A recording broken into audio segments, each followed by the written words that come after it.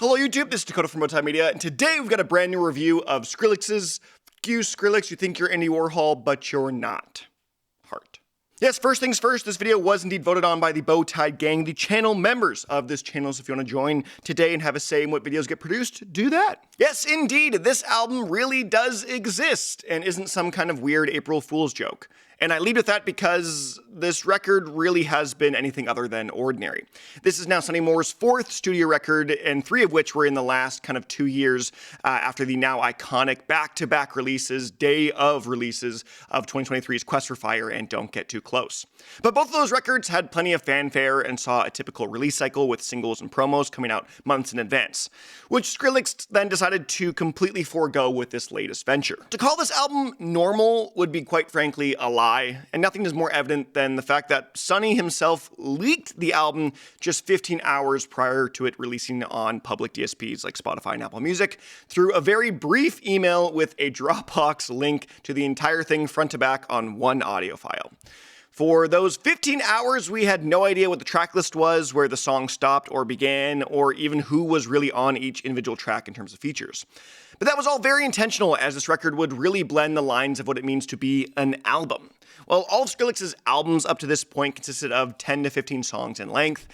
Skrillex would release with 34 tracks and spanning just over 45 minutes in length, which means that all these songs are really quite short, ranging from 29 seconds at the quickest to 2 minutes and 55 seconds at the longest. And to go along with this unique tracklist structure, the entire album is played essentially as one big DJ mix. Individual songs and musical motifs come and go quickly as Skrillex keeps the pace and energy constant front to back. It's even stated in the first track by DJ Smokey that this album is intended to be listened to in order and without skipping. DJ Smokey recommends you listen to this album from start to finish. All of this is to really hone in the fact that this isn't a very typical album. But that sort of begs the question of why? Well, without speculating too much, it would appear that this record is Skrillex's final goodbye with his now former label, Atlantic Records. It's still a little murky how this relationship really was with the label, but considering that there is a moment in this album where the drop is comedically blocked by Atlantic Records and filled with silence instead, I would say things have really not been entirely mutual. But again, that's all speculation from my end here, and I don't want to go much further than that. But that really is, in my opinion, a big piece of the pie as to why this album released the way it did. More than anything, Skrillex as an album represents the ending of an era for Sonny Moore and the Skrillex project. So much so that this record is truly a reflection and honoring of all of the different styles of Skrillex's past. From classic bro step to modern trap to alternative versions of already released tracks, VIPs, this album is a love letter to fans, which is further cemented with the final track, AZASU, that both provides a roll call of all the featured artists, but also triumphantly proclaims that without you, none of this would have happened. Without you, none of this would have been possible. Thank you. So with that bit of extensive preamble out of the way, I haven't really talked about the production yet, because an album can portray something larger or have a dense narrative, but if the production and sounds of the record aren't really up to par, it's all for naught. Which is why I will gleefully declare that this is some of Skrillex's best work of all time. Not only does Skrillex have so much genre and era variety, every single song from the tracklist is pure heat. You've got your Quest for Fire sounding tracks like Slick Man, Jagundra, Squishy Clip, Mosquito Tatooey, and the new and improved Tears Lost Drop. All of that sort of expands upon the more trap-focused sound that feels right at home within the modern trap landscape of 2025.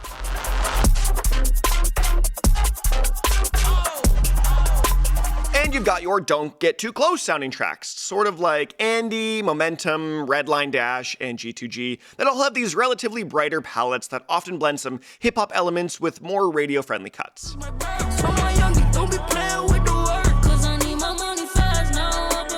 You've even got some of that Jack U era style tracks like the Ultra Intro, Booster, Baby Royal, and Freaky VIP that have a strong, sometimes aggressive festival pull to them.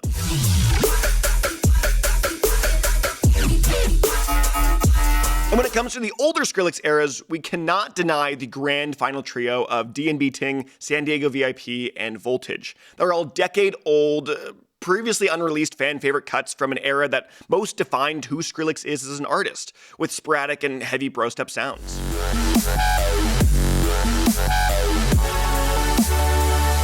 And even then, there is a slew of modern, newer sounding styles that we haven't quite heard from Skrillex until this record.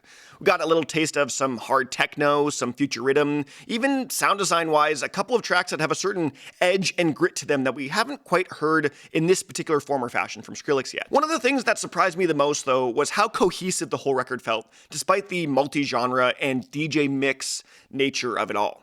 So much so that in the early stages of its release, when we didn't really know what the tracklist was, it was really difficult to tell when songs started or ended. It just all felt so seamless. But more than anything though, this album really has no misses.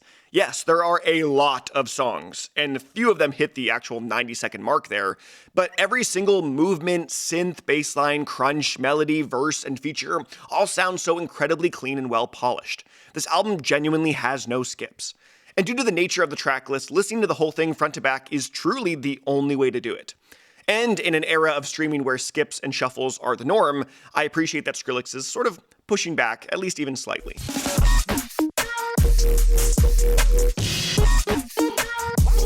And with all that being said, I've heard a fair amount of criticism for the structure of this album, in that it doesn't really feel like a typical album, and that the tracks are individually too short to enjoy by themselves.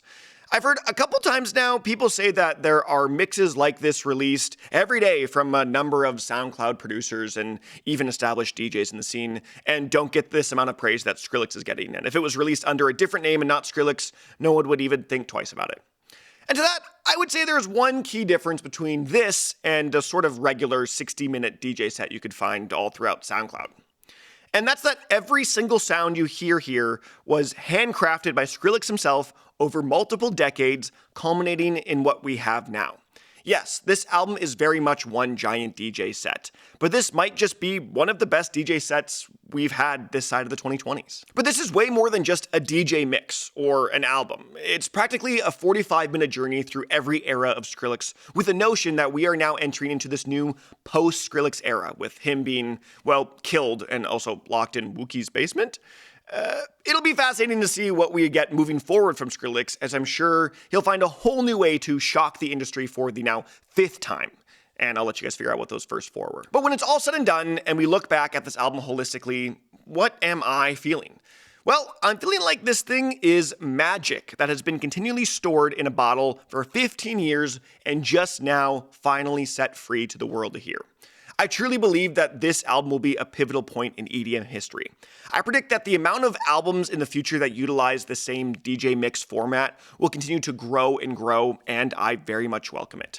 It feels like yet another thing that Skrillex hasn't necessarily pioneered himself, but has executed with such mastery that we will often credit its founding with him.